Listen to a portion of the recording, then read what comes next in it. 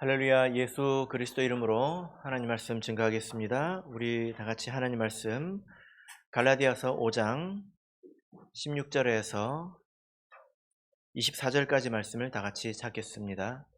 갈라디아서 5장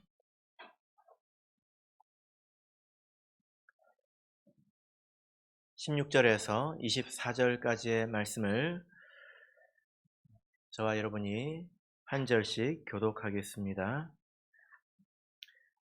16절 내가 이르노니 너희는 성령을 쫓아 행하라. 그리하면 육체의 욕심을 이루지 아니하리라.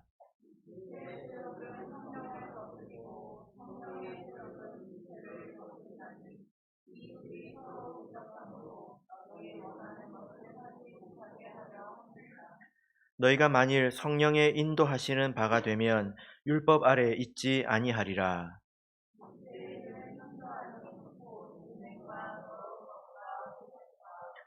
우상 숭배와 술수와 원수를 맺는 것과 분쟁과 시기와 분냄과 당 짓는 것과 불리함과 이단과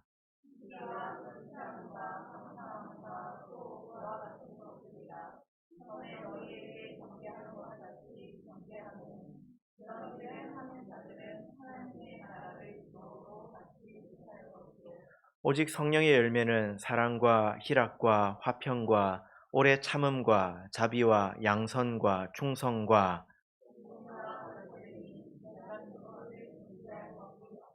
같이 읽겠습니다.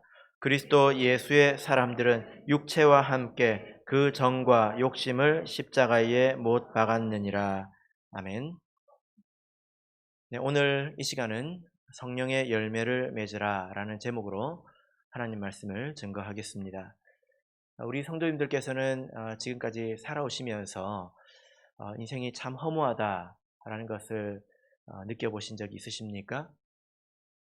문득 열심히 살아오다가 문득 이런 생각이 들 때가 있죠.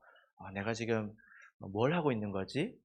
내가 지금 이렇게 해서 뭘 얻었지? 또 뭘 얻으려고 하는 거지? 그러면 힘이 빠지죠. 그죠? 1977년에 부산에서 실제로 있었던 일입니다. 무려 40여 년 전 일인데요. 그때 어떤 이제 젊은 할머니가 있었는데 그분이 고생고생해서 네 남매를 키웠습니다. 그래서 네 남매를 시집장가 다 보내고 이제 좀 자식 덕을 보고 살 때가 되었습니다. 그런데 그때 이 모친이 중병에 걸린 거예요. 그래서 시한부 선고를 받고 말았습니다. 그러니까 이분이 생각할 때에 굉장히 억울한 거예요. 왜냐하면 그때만 하더라도 정말 배고픈 시절이지 않았습니까? 그런 어려운 시절을 아등바등 죽기 살기로 살아서 이제 내가 좀 살만한데 내가 이제 죽어야 된다니 이걸 도저히 받아들일 수가 없는 거예요. 그래서 이 모친이 그 네 남매를 모아놓고 한 가지 부탁을 합니다. 내가 한 가지 소원이 있는데 좀 들어주라 이렇게 부탁을 하지요. 근데 그 부탁이 뭐였냐면 다이아 반지를 하나 갖고 싶다는 것이었습니다. 근데 지금도 다이아 반지가 비싼데 그때는 얼마나 이게 귀한 것입니까? 자식들이 깜짝 놀랐겠죠. 근데 이 어머니를 생각할 때 안 해드릴 수가 없지 않습니까? 근데 그 중에 딸 하나가 이런 이야기를 했습니다. 내가 친하게 지내는 언니가 있는데 그 언니가 다이아 반지를 가지고 있다. 근데 어머니는 곧 돌아가실 거니까 그 언니에게 잠깐 빌려서 어머니에게 드렸다가 다시 돌려주면 되지 않겠냐. 이제 이렇게 이야기를 했습니다. 그래서 그 다이아 반지를 빌려가지고 어머니께 딱 드렸는데 어머니가 너무 좋아하시는 거예요. 그리고 어떻게 됐을까요? 이 어머니가 다이아 반지를 입에다가 넣고 물을 탁 마셔버린 거예요. 삼켜버렸습니다. 그리고 조금 뒤에 돌아가셨어요. 자식들 입장에서 이것을 어떻게 해야 되겠습니까? 이걸 꺼낼 방법이 없는 거예요. 그때만 하더라도 꺼낼 방법이 없습니다. 이해하시죠? 예. 황당한 사건이 있었는데요. 나중에 이 자녀들이 돈을 모아가지고 그것을 이제 변상을 해줬다고 하더라고요. 근데 이야기를 듣고 한번 생각해 보십시오. 우리가 감정이입을 해서 내가 이 모친이다라고 한번 생각을 해 보십시오. 지금은 뭐 하루하루 즐겁게 살 수 있는 그런 시대이지만 그때는 정말 힘들고 하루하루 버티듯이 살았던 때이지 않습니까? 그런데 그때 내가 죽어야 된다니, 이제 내가 뭔가 열매를 얻을 만한데, 내가 좀 누릴 만한데 이제 죽어야 되다니, 이런 생각을 했을 때 얼마나 마음에 고통이 컸겠습니까? 그죠? 예. 사람이 본래 그렇습니다. 사람은요, 작은 헛수고도 하기 싫어합니다. 그러지 않습니까? 여기서 헛수고하기 좋아하시는 분 계세요? 네. 의미가 없으면 정말 하기 싫어하는 것이 사람이거든요. 그런데 일생을 헛수고했다, 나는 도대체 뭐냐? 라는 생각이 들었을 때 그 사람의 마음에는 굉장히 큰 고통이 있는 것입니다. 여러분들께서는 어떤 인생을 살고 싶으십니까? 네. 우리 성도님들께서는 꼭 인생의 열매를 거두셔야 되겠죠? 그래서 허무하지 않은 그런 인생이 되시기를 바랍니다. 그런데 우리만 그런 건 아니에요. 이건 당연한 이치지 않습니까? 세상 그 누구도 헛된 인생을 살고 싶어 하지 않듯이 하나님도 헛된 것을 싫어합니다. 하나님도 헛된 것을 싫어합니다. 그래서 하나님도 뿌린 만큼 거두기를 원하시고 그것을 요구하시는 분이라는 것을 우리가 성경을 통해서 알 수 있습니다.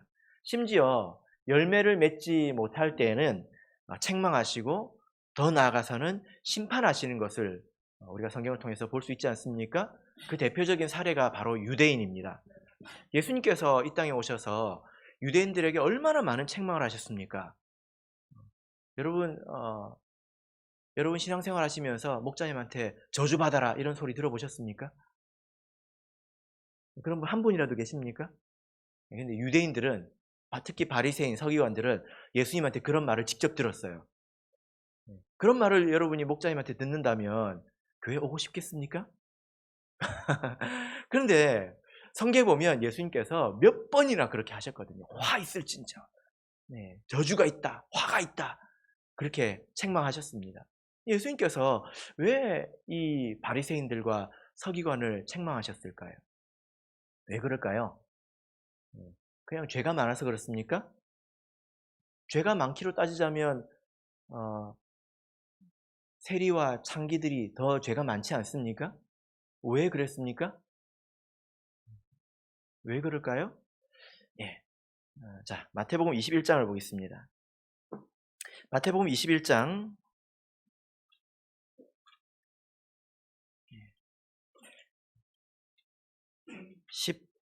19절을 보겠습니다. 마태복음 21장 19절 같이 읽어보겠습니다. 시작. 길가에서 한 무화과 나무를 보시고 그리로 가사 잎사귀 밖에 아무것도 얻지 못하시고 나무에게 이르시되 이제부터 영원토록 내게 열매가 맺지 못하리라 하시니 무화과 나무가 곧 마른지라. 이 모습을 보면 예수님께서 무화과 나무에게 열매를 얻어서 이제 시장하신 그 배를 좀 채우려고 갔는데요. 그 무화과 나무에 열매가 없는 거예요. 그런데 예수님께서 이 말씀을 보면 좀 예수님답지 못한 것 같지 않습니까? 열매가 없구나 하고 이제 보통은 갈 텐데 예수님께서 이 나무를 저주를 하십니다. 영원토록 네가 열매를 맺지 못할 것이다 하니까 무화과 나무가 곧 말라버렸어요. 죽었단 말입니다. 이게 무슨 일일까요? 여러분, 이것은 상징적인 것입니다. 이게 퍼포먼스예요. 가르쳐 주시는 것입니다. 이 말씀이 쭉 진행이 되면서 결론이 있는데 43절을 보시면 됩니다. 43절. 이 무화과 나무는 누구를 일컬어서 하는 말씀이냐? 자, 43절 읽겠습니다. 시작.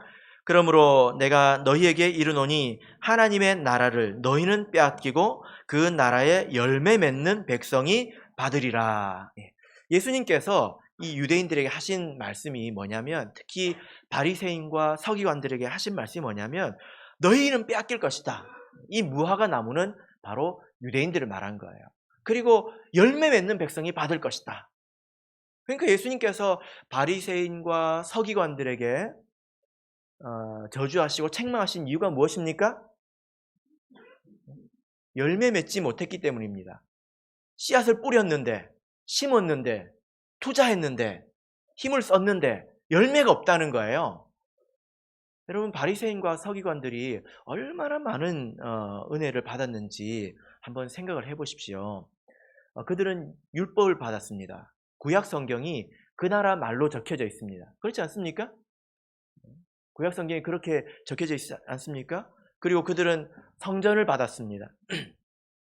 그리고 그들은 많은 이적 기사를 체험했습니다. 그리고 심지어 예수님도 유대인으로 나시지 않았습니까? 그래서 예수님께서 직접 하시는 그런 말씀도 그들이 곁에서 들었단 말이에요.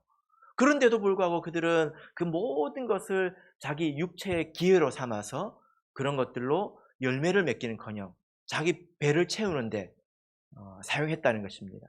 그러니까 예수님께서 열심히 심었는데 아무것도 나지 않으니까, 열매가 없으니까 예수님께서 이렇게 책망을 하신 것입니다. 그리고 이제 예수님께서 등을 돌이켜서 제자들에게 이런 말씀을 하십니다. 요한복음 12장을 보겠습니다. 요한복음 12장 24절.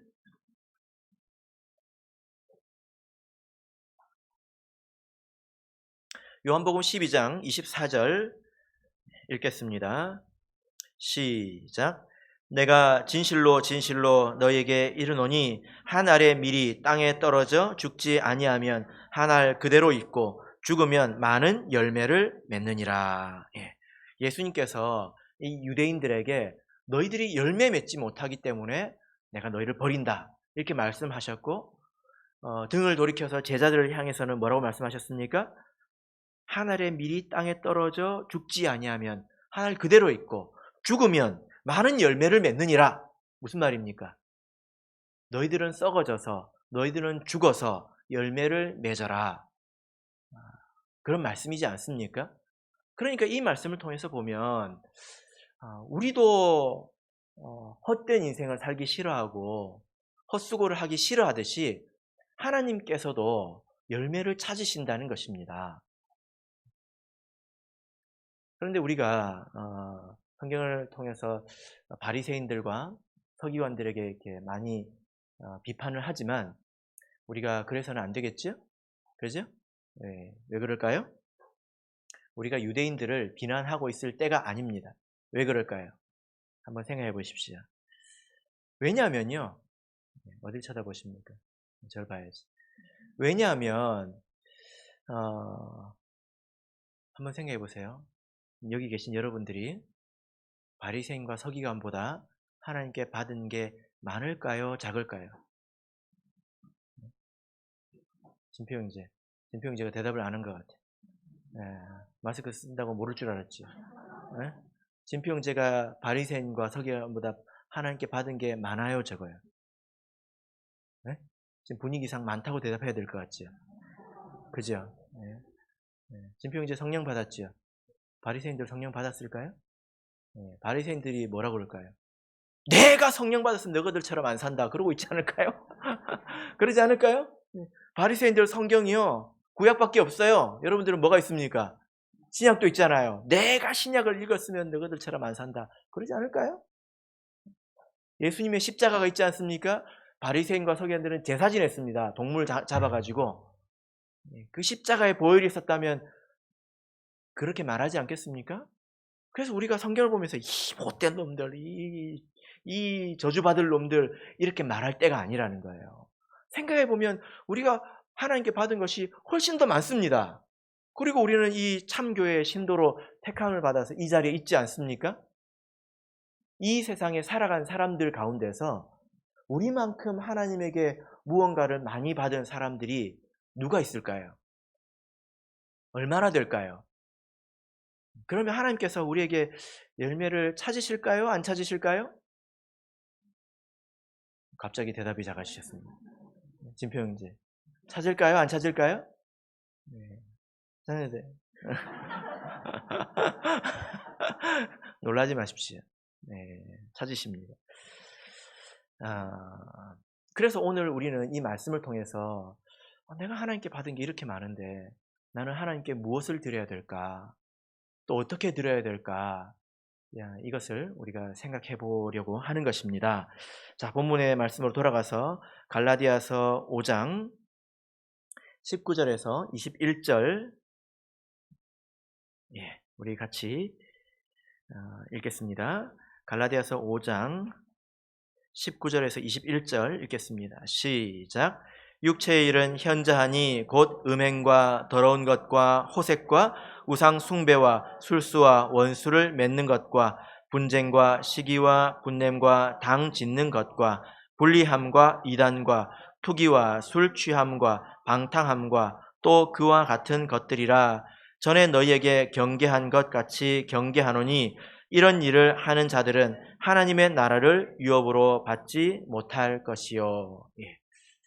여러분, 우리가 먼저 생각할 것은 우리가 살아가면서 이런 열매는 맺지 말아야 되겠다라는 것입니다. 하나님께 이런 열매를 드리지는 말아야 한다라는 것인데요. 19절부터 21절까지 총 몇 가지가 나오는지 세어보셨습니까? 총 16가지입니다. 음행과 더러운 것과 호색과 이렇게 쭉 보면 16가지가 있습니다. 그런데 이 16가지는 다 사실 이렇게 묶여 있습니다. 덩어리져 있는데, 그래서 총 4종류라고 말하고 있습니다. 4종류의 16가지다 이렇게 볼 수가 있는데요. 첫 번째는 음행과 더러운 것과 호색입니다. 이것이 무엇일까요? 이것은 성적인 죄악이겠죠. 그래서 간음을 포함해서 이 다양한 종류의 성적인 그런 음행, 죄악들을 말합니다. 그 다음에 두 번째는 뭐냐면 우상 숭배와 술수이죠. 술수라고 하는 것은 그런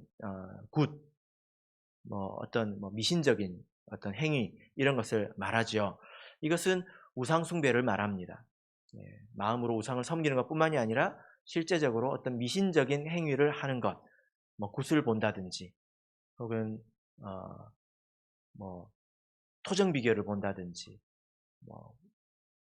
그 다음에 어떤 미신을 믿는다든지 제사를 지낸다든지 분향을 한다든지.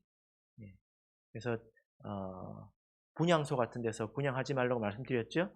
이 향이라고 하는 것은 약식 제물입니다. 고기를 태우면 원래 연기가 나잖아요, 그죠? 근데 그거를 이제 향으로 만든 거예요. 그래서 그건 제물입니다. 성경에서 하는 게 아닙니다. 그 다음에 이제 세 번째는 좀 많습니다. 원수 맺는 것, 분쟁, 시기, 분냄, 당, 분리, 이단, 투기. 이건 뭘까요? 이것은 사람과 사람 사이에 있는 그런 문제들을 말하죠. 그죠? 사람이 사람을 미워하고 그런 것입니다. 원수 맺고 분쟁 싸우고 시기하고 또 화를 내고 당을 짓는다고 하는 것은 서로 끼리끼리 뭉친다는 것이고, 그다음에 분리는 나뉜다는 것이고, 이단은 나만 옳다고 주장하는 것이고, 그다음에 투기는 투기하는 것입니다. 이것은 관계의 문제죠. 사람과 사람이 서로 사랑하지 못하고 이런 죄를 짓는 것입니다. 이것도 동일하게 죄입니다. 그 다음에 네 번째는 술 취함과 방탕함인데, 이것은 다양한 육체적인 쾌락이죠. 즐기고 사는 것, 뭐에 중독되는 것, 이것을 말하죠. 그 대표적인 것이 바로 술이라고 이렇게 볼 수가 있습니다.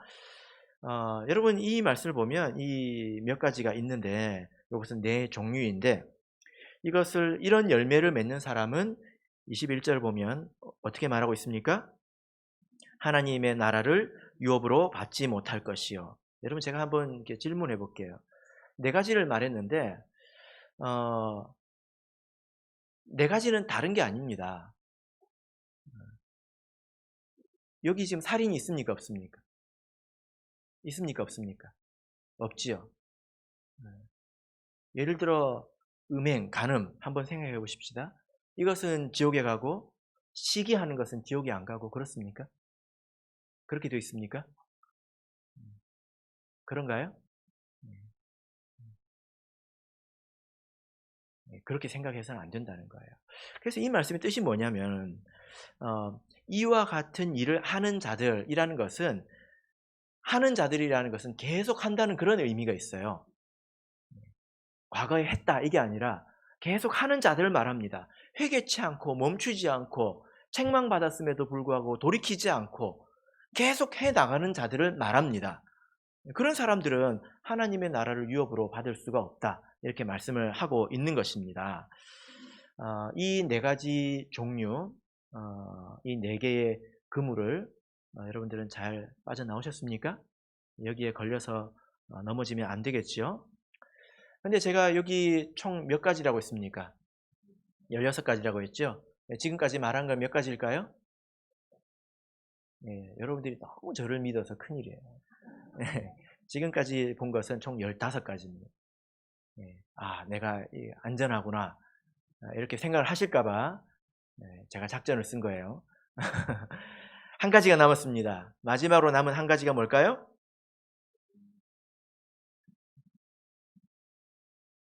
21절 보세요. 투기와 술 취함과 방탕함과 또 그와 같은 것들. 그러니까 이게 15가지, 16가지만 있는 게 아니라 또 그와 같은 것들 해가지고 사실은 많다는 거예요. 다 적을 수가 없어서 적은 거예요. 성경을 보면 거짓말도 지옥 갑니다. 돌이키지 않으면. 살인은 당연하겠죠? 그죠? 이게 다 적을 수가 없어서 또 그와 같은 것들이라고 했는데 이것들을 통해서 우리가 아주 귀중한 깨달음을 얻을 수 있는데요. 이런 것들이 여러 종류인 것 같지만 가지가지도 참 다양하고 사람이 지을 수 있는 죄의 종류가 참 다양하고 그 종류도 여러 가지구나 이렇게 생각할 수 있지만 그와 같은 것들이라고 해서 이걸 한 군데로 묶고 있습니다. 그런 종류들이라고 말하고 있는데 뭡니까? 여러분 이게 같은 것입니까? 이게 한 종류입니까? 한번 생각해 보십시오. 음행과 우상 숭배가 같습니까? 그 다음에 우상을 숭배하는 것과 원수를 맺는 것이 같습니까? 시기하는 것이 음행하는 것과 같습니까? 간음한 것과 같습니까?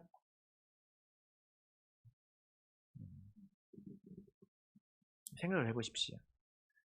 그런데 여기서는 같다고 말하고 있는 것입니다. 또 그와 같은 것들, 이런 부류들이라고 말하고 있잖아요. 그죠? 그죠?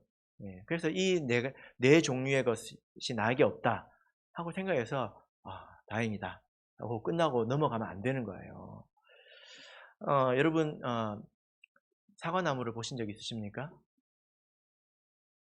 이거는 이렇게 이해를 하면 됩니다. 사과나무 보신 적 없어요?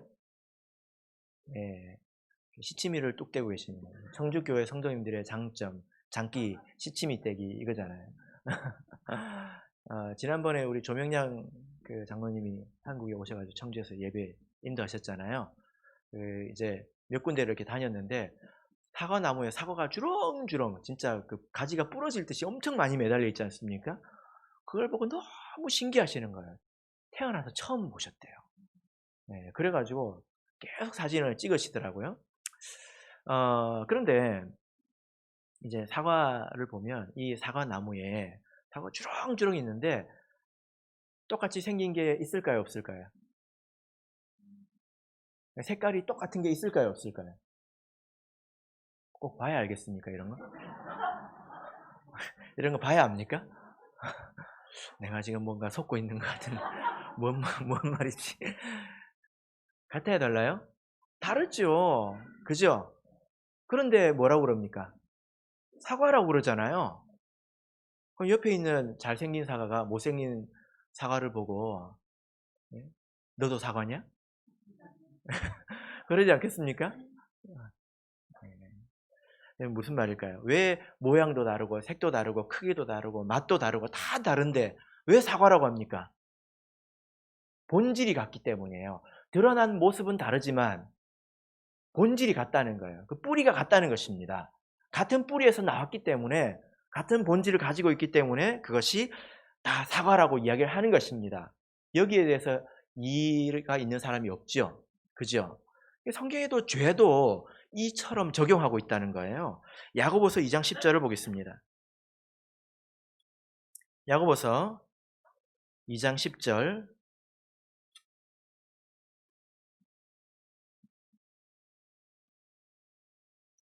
야고보서 2장 10절 같이 읽겠습니다. 야고보서 2장 10절 읽겠습니다. 시작. 누구든지 온 율법을 지키다가 그 하나에 거치면 모두 범한 자가 되나니. 하나만 어기면, 네. 그러니까 나한테서 사과가 하나만 열리면 나는 사과나무라는 거예요. 그죠? 여러분 왜 이렇게 말할 수 있는 걸까요? 그 뿌리가 같기 때문입니다. 여러분 이 모든 죄악의 뿌리가 무엇인지 아십니까? 모든 죄악의 뿌리가 무엇일까요? 자, 우리 본문의 말씀 돌아와서 갈라디아서 5장 24절을 보겠습니다. 갈라디아서 5장 24절. 자, 읽겠습니다. 시작. 그리스도 예수의 사람들은 육체와 함께 그 정과 욕심을 십자가에 못 박았느니라. 여기서 그 뿌리를 말하고 있습니다. 그 뿌리가 무엇입니까? 정과 욕심. 이것을 한마디로 정욕. 사실 같은 말인데요. 욕심입니다.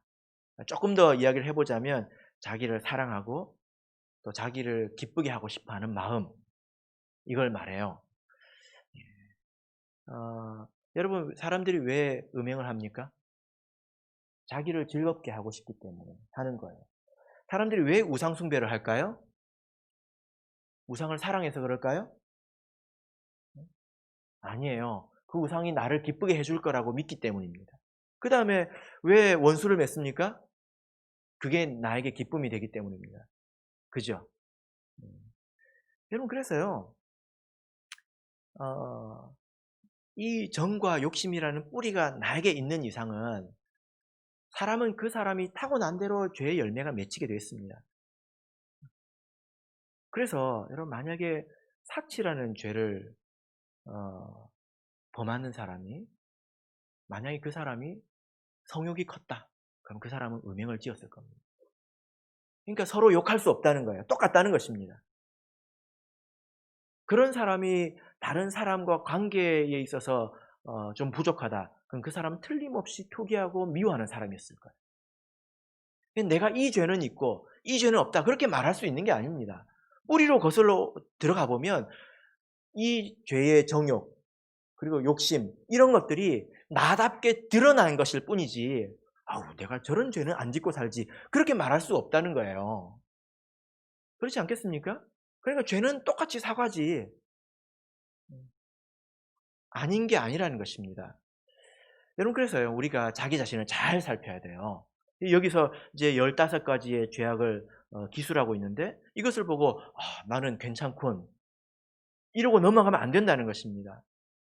사람이 얼마나 이제 교묘하냐면요, 신앙생활을 오래 하면 이런 것들은 교묘하게 다 빠져나갑니다.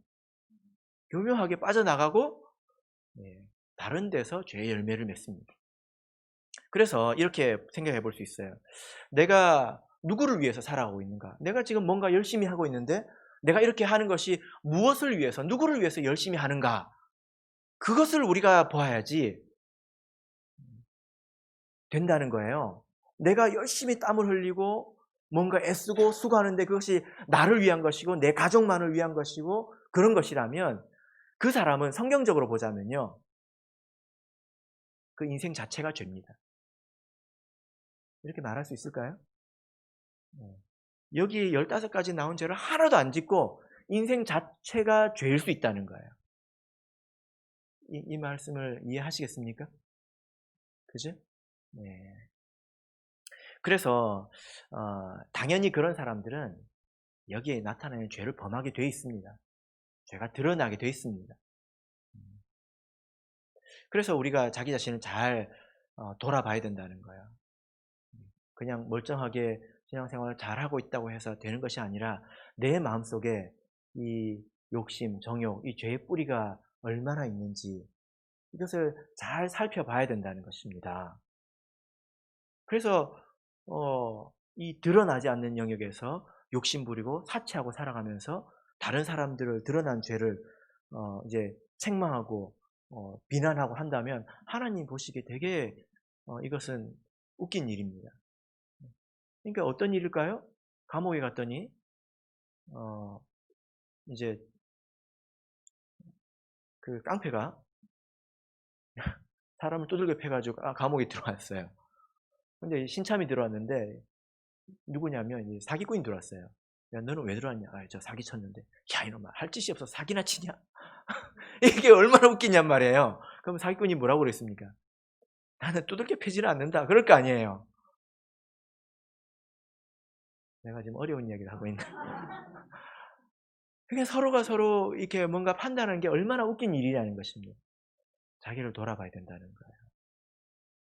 그죠? 네, 그렇게 스스로 속이지 않고 자기를 돌아보는 것이 안전한 것입니다. 그래서 21절에서 이렇게 말하고 있는 거예요. 이런 일을 하는 자들은 하나님의 나라를 유업으로 받지 못할 것이다. 왜 그럴까요? 이런 사람들은 자기를 위해서 산 사람들입니다. 자기를 위해서 산 사람이니까 앞으로 그냥 네 인생 네가 책임지고 영생도 네가 알아서 해라 하나님께서 하시지 않겠습니까? 자기를 위해서 산 사람의 인생을 하나님께서 어떻게 책임지시겠습니까?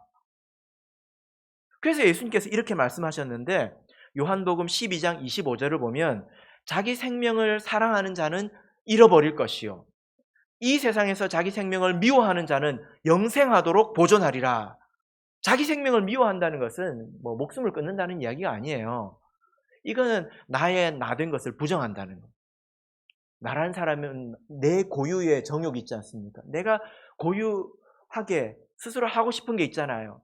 그런 것들을 부정하면, 그런 것들을 죽여버리면 그때부터는 내가 더 이상 나가 아닌 거죠. 그죠?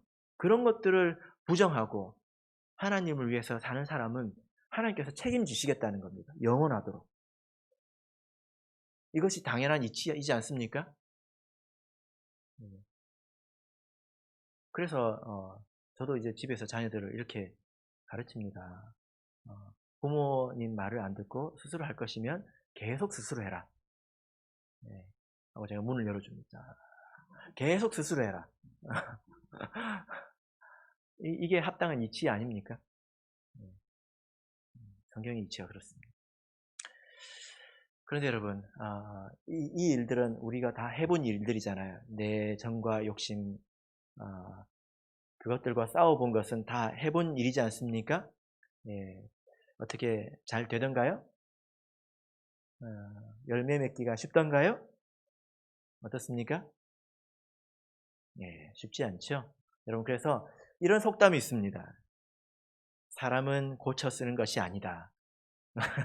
이런 속담이 있어요. 무슨 말인지 다 아시죠? 사람은 고쳐 쓰는 게 아니다. 무슨 말이냐면요. 사람이 변할 거라는 헛된 기대를 버리라는 거예요. 그래서 내가 조금만 잘해주면 저 사람이 변하지 않을까 그런 그렇게 믿었다가 괜히 헛수고하고 괜히 마음에 상처받고 손해보지 마라 이런 이야기 아닙니까? 그죠? 네, 근데 우리 성도님들은 정말 이렇게 믿고 사시는 건 아니겠죠? 정말 이 말씀을 믿고 삽니까? 사람은 고쳐 쓰는 게 아니다. 사람은 고쳐 쓰는 게 아니랬어. 그걸 누구한테나 말하는 거예요. 나한테 네가 그렇지 뭐 이렇게 자기한테 말하고 있지는 않습니까? 그러면 이 말이 사람은 고쳐 쓰는 게 아니다. 이 말이 참말이라면 성경 말씀에 자기 그 마음의 뿌리에 있는 그것들을 제거해버리고 아름다운 열매를 맺으라 라는 그 말씀은 허무한 이야기 아닌가요? 불가능한 이야기 아닙니까? 되지도 않은 이야기를 하나님께서 하신 거 아닙니까? 그럼 우리는 무엇을 믿어야 될까요? 성령의 열매를 맺으라! 이 말씀을 믿어야 될까요? 사람은 고쳐 쓰는 것이 아니다! 이 말을 믿어야 될까요? 사람은 고쳐 쓰는 것이 아니다. 이렇게 믿는 분들은 이게 안 오셔도 됩니다. 이 말은 반어법이에요. 믿지 말라는 소리예요. 목사님 오지 말랬어. 그렇게 생각하시면 안 됩니다. 아시겠죠? 여러분, 제가 왜 이런 이야기를 하냐면 하나님 말씀을 믿어야 되는데 자기 경험을 믿어요. 사람들을 보고 믿어요. 보니까 변하는 사람이 별로 없거든. 그러니까 뭐 사람은 고쳐 쓰는 게 아니다. 변하지 않는갑다. 그런 마음을 가지고 이 자리에 앉아서 말씀을 들어본들 무슨 유익이 있겠습니까? 사람은 안 변하는데 나는 안 변할 건데 저 안 변할 건데요? 네. 목사님 저한테 애쓰지 마세요. 저 안 변할 거예요. 그럼 무슨 의미가 있겠습니까? 그 믿음이 없는 것입니다. 사람은 변합니까? 안 변합니까? 제가 이 대답을 꼭 듣고 가게 되겠습니다. 사람은 변합니까? 안 변합니까? 예, 사람은 변합니다. 그러니까 성령의 열매를 맺으라고 한 거예요. 안 되는 게 아니라 길을 몰라서 그런 거예요. 근데 이게 쉽지는 않죠. 천안교회에 구도자가 있는데 스님을 5년 동안 했던 분입니다. 스님의 세계를 잘 아는데 그분들도 자기 이게 안에 있는 욕정 이런 것들을 없애버리는 분들이잖아요. 근데 그분들은 스스로 합니다. 그러다 보니까 심지어 어떤 분도 있냐면 발가락을 자르는 분도 있대요. 왜 자를까요? 네. 이게 몸속에 그런 죄가 있다고 생각하니까 이렇게 끊어내버리고 싶은 거예요. 이 나쁜 발이 나를 죄짓게 하니까 이 발도 막 잘라버리고 싶고 그런 거예요. 그럼 어디까지 잘라야 될까? 머리 더 잘라야 되지 않을까요? 죽어야 될 일 같은데요. 그렇지 않습니까? 네, 여러분, 성경에는 길이 있습니다. 뭘까요? 예, 자, 우리 본문으로 가서 갈라디아서 5장 16절, 17절 읽겠습니다. 갈라디아서 5장 16절, 17절 읽겠습니다. 시작. 내가 너희에게 이르노니 너희는 성령을 좇아 행하라. 그리하면 육체의 욕심을 이루지 아니하리라. 육체의 소욕은 성령을 거스리고 성령의 소욕은 육체를 거스리나니 이 둘이 서로 대적함으로 너희의 원하는 것을 하지 못하게 하려 함이니라. 여기 답이 있죠? 이게 성경의 답입니다. 답이 무엇입니까? 성령을 쫓아 행하라. 성령을 쫓아 행하라. 오늘 설교의 제목을 바꿀 수도 있습니다. 성령의 열매를 맺으라가 아니고 성령을 쫓아 행하라. 사실 같은 말이에요. 성령을 쫓아 행하면 성령의 열매를 맺게 되죠. 성령의 열매를 맺으려면 성령을 쫓아 행해야 합니다. 근데 이 말이 알 듯 모를 듯한 말이에요.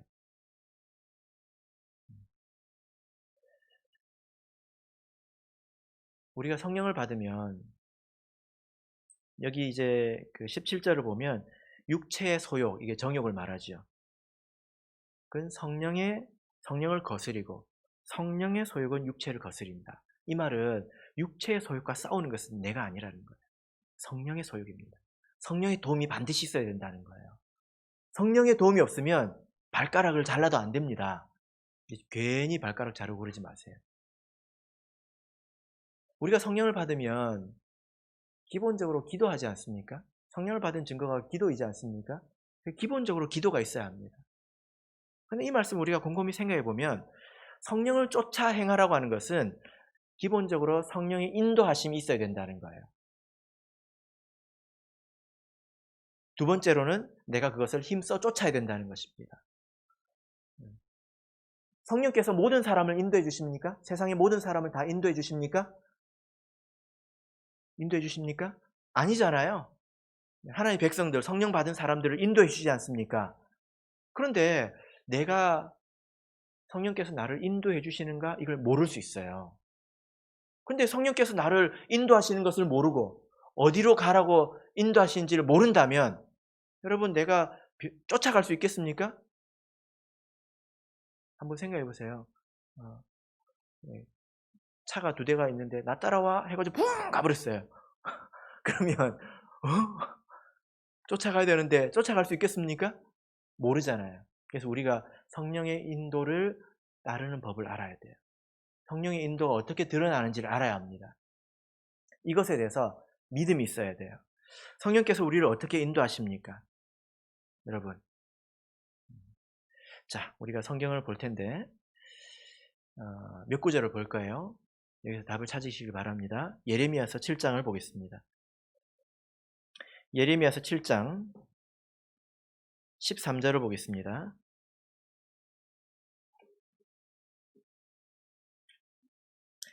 예레미야서 7장 13절 구약성경 1061쪽입니다. 예레미야서 7장 13절 자, 우리 같이 읽겠습니다. 시작. 나 여호와가 말하노라. 이제 너희가 그 모든 일을 행하였으며 내가 너희에게 말하되 새벽부터 부지런히 말하여도 듣지 아니하였고 너희를 불러도 대답지 아니하였느니라. 예. 하나님께서 예레미야를 통해서 이스라엘 백성에게 말씀하시는데 뭐라고 말씀하십니까? 내가 너에게 말하지 않았냐? 새벽부터 부지런히 말하지 않았냐? 하나님께서 이스라엘 백성을 어떻게 인도해 주셨습니까? 말씀해 주셨다는 거예요. 어떻게? 부지런히. 그 다음에 25절을 보겠습니다. 25절 읽겠습니다. 시작. 너희 열조가 애굽 땅에서 나온 날부터 오늘까지 내가 내 종 선지자들을 너희에게 보내었으되 부지런히 보내었으나. 하나님께서 이스라엘 백성에게 부지런히 하신 일이 무엇이었습니까? 예, 선지자는 뭐 하는 사람이에요? 말하는 사람이에요. 선지자를 보내가지고 계속 일깨워 주셨다고요. 깨닫게 해주셨다고요. 그들이 지금 알아야 될 것, 그들이 지금 놓치고 있는 것, 그들이 지금 고쳐야 될 것, 이것들을 계속 말씀해 주셨다는 거예요. 근데 이스라엘 백성들은 그것을 모르고 엉뚱한 데를 쳐다봤겠죠? 하나님이 없다, 하나님이 없다, 그랬겠죠. 그죠? 뿐만이 아닙니다. 25장을 보겠습니다. 25장 3절, 4절을 보겠습니다. 25장 3절, 4절 읽겠습니다. 시작. 유다 왕 아몬의 아들 요시야의 13년부터 오늘까지 23년 동안에 여호와의 말씀이 내게 임하기로 내가 너희에게 이르되 부지런히 일렀으나 너희가 듣지 아니하였으며 여호와께서 그 모든 종 선지자를 너희에게 보내시되 부지런히 보내셨으나 너희가 듣지 아니하였으며 귀를 기울여 들으려고도 아니하였도다. 여기 보면 동일한 말씀이죠. 부지런히, 부지런히. 여러분, 이 말씀이 예레미야서에 10번 나옵니다. 10번. 예레미야는요, 망할 때의 선지자거든요. 근데 그때 망할 때 와가지고 뭐라고 그랬냐면, 하나님께서 너에게 부지런히 말씀하셨다. 부지런히 말씀하셨다. 새벽부터 인도하셨다. 그렇게 말씀하고 있습니다.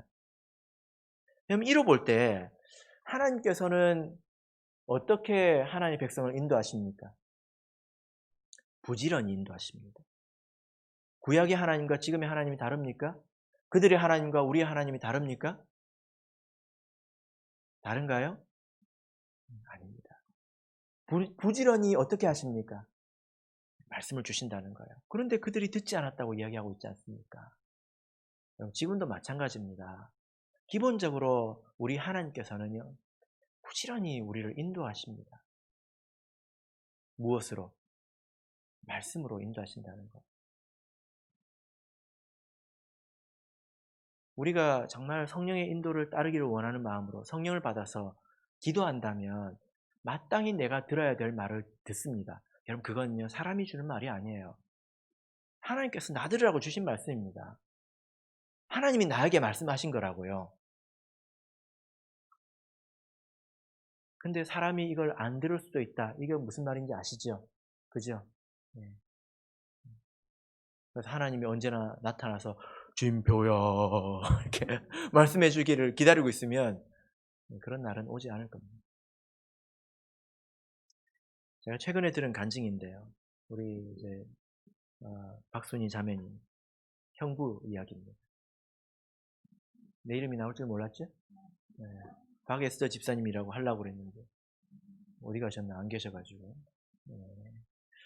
근데 이제 이분이 수원교회에서 이제 그 탁구로 이제 교제를 계속 나누고 있었어요. 예, 신도는 아닙니다.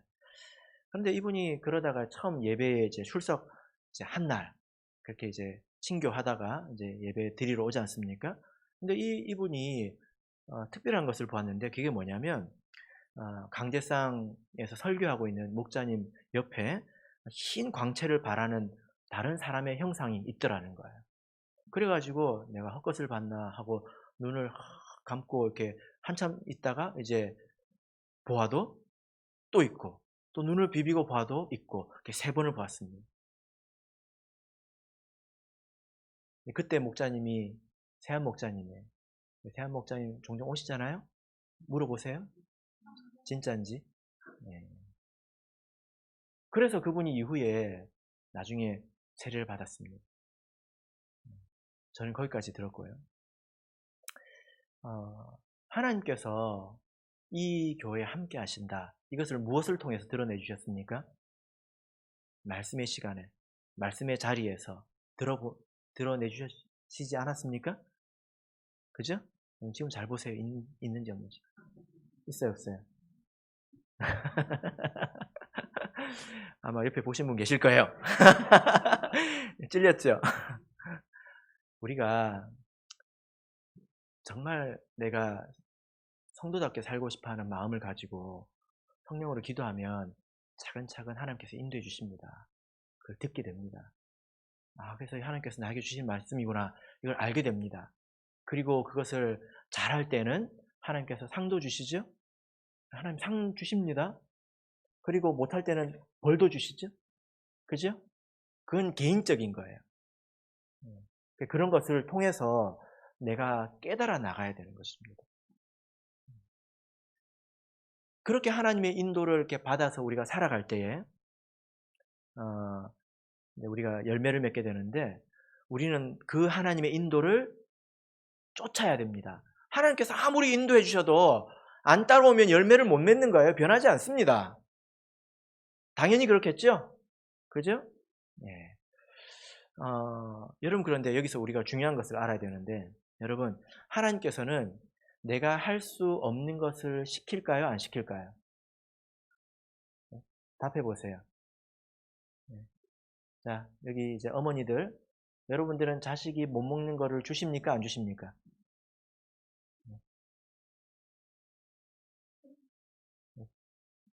자식이 못 먹는 걸 줘야 안 줘요? 네? 줘요? 네. 먹으면 죽는 걸 줍니까? 먹으면 배탈 나고 소화도 못 시키는 걸 줍니까? 자식들은 뭐라고 그래요? 이거는 내가 못 먹는 거다, 이렇게 말하잖아요. 우리가 좀 정직해져야 됩니다. 하나님은 이상한 하나님이 아니에요. 여러분, 하나님을 오해하지 마십시오. 하나님은 내가 할 수 없는 거를 딱 들이내밀고 하나 못하나 몽둥이 들고 옆에 딱 기다리고 있는 분이 아니에요. 못하면 그냥 때는 이때다 하고 때리시는 분이 아니에요. 우리 인간 부모도 그렇게 자식을 안 키우는데 하나님이 어떻게 그렇게 키우시겠습니까? 하나님은 그 사람이 할 수 있는 대로, 할 수 있는 순서대로 듣게 하십니다. 그렇게 따라오게 하십니다. 할 수 있는 것들입니다. 근데 우리가 정직하지 못한 거예요. 그건 내가 못하는 거예요. 나한테 너무 무리해요. 그렇게 이야기합니다. 이게 거짓말이죠. 제가 자식을 키워보면서 이걸 알았어요. 얘네들이요. 누군지는 제가 정확하게 얘기 안 했습니다. 신라면도 먹고요. 열라면도 먹거든요. 근데 김치는 매워서 못 먹겠대요. 내가 어떻게 이해를 해야 될지 모르겠습니다. 이런 일들이 집에 있을까요, 없을까요? 있잖아요. 애들은 애들 수준에서 그렇게 사는 것이고 우리는 우리 수준에서 그렇게 사는 것입니다. 보면 훨씬 더 피곤하게도 살고 그러면서도 막 즐거워하고 그죠? 예? 그러면서 기도는 힘들어서 못하겠대. 그거는 어려워서 못하겠대요. 성경을 어려워서 못 읽겠대요. 전 제가 보면요, 성경보다 보험약관이 더 어렵거든요. 보험약관을 보면 이게 도대체 무슨 말인지 이해를 못하겠어요. 글자도 왜 이렇게 작아요? 그런 것들은 막 돋보기 가지고 꼼꼼하게 읽으면서 큼지막한 성경은 글자가 작아서 어려워서 못 읽겠대요. 누구를 속이려고 그런 겁니까? 이런 식이라는 거죠. 우리가 사는 게 제가 저를 봐도 그렇게 핑계될 때가 있더라는 거예요. 하나님께서 다 아시죠? 그죠? 그렇지 않습니까? 그래서 우리가 스스로 좀 정직해질 필요가 있습니다. 진짜 내가 이거 못하는 걸까? 하나님께서 이렇게 하기를 원하시는데? 그래서 한 발 내딛어보고 한 발 내딛어보고 하다 보면요, 사람이 하루에 다 변하는 게 아니에요. 그런데 자기 자신을 속이고 나는 여기서 끝이야, 나는 안 돼, 이렇게 자기 자신을 속이고 그냥 멈춰버린다면 정말 그 믿음대로 될 것입니다. 열매를 못 맺겠지요. 그죠? 하나님께서 아브라함에게 행하신 것을 보십시오. 하나님께서 아브라함에게 이삭이 태어나는 날 나타나셔 가지고 네 사랑하는 독자 이삭을 번제로 바치라 하셨습니까? 아니죠. 이삭은 그 이후로도 믿음이 더 연단이 되어야 됐습니다. 여러 가지 일들을 겪어야 됐습니다. 그 결과 그런 믿음이 생겼을 때 하나님께서 그렇게 요구하신 거예요. 그렇지 않겠습니까? 우리 하나님은 그렇게 막무가내 하나님이 아닙니다. 할 만하니까 요구하시는 겁니다. 그래서 여러분 이게 우리가 하나님 말씀 듣다 보면 내가 지금 직면에 있는 문제가 뭔지 아시죠? 느낌이 딱 오지 않습니까?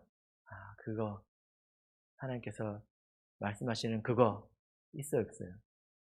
있잖아요. 그죠? 있는 거 알고 있습니다. 시침이 떼지 마세요. 예, 있습니다. 그거부터 해결해야 합니다. 그리고 차근차근 따라 나가는 것입니다. 그래서 우리가 이제 사랑과 희락과 화평과 오래 참음과 이제 이런 성령의 열매를 맺게 되는 것인데 오늘부터 시작해서 이제 오늘 포함해서 총 10시간 동안 성령의 열매에 대해서 말씀을 전하려고 합니다. 말씀을 이렇게 듣는 중에 내가 어떤 열매를 맺고 있는가, 내가 여전히 정과 욕심에 이끌려서만 살아가고 있지는 않은가, 자기 내면을 잘 살피시고 또 성령의 인도를 많이 구하시길 바랍니다. 그러면 하나님께서 나를 인도하신다는 것이 이것이구나, 하나님께서 나를 아시고 내 마음을 아신다는 게 이런 말이구나, 이것을 분명히 깨달으실 것입니다. 바라옵기는 저와 여러분이 성령의 열매를 충만히 맺으시기를 예수 그리스도 이름으로 축복합니다.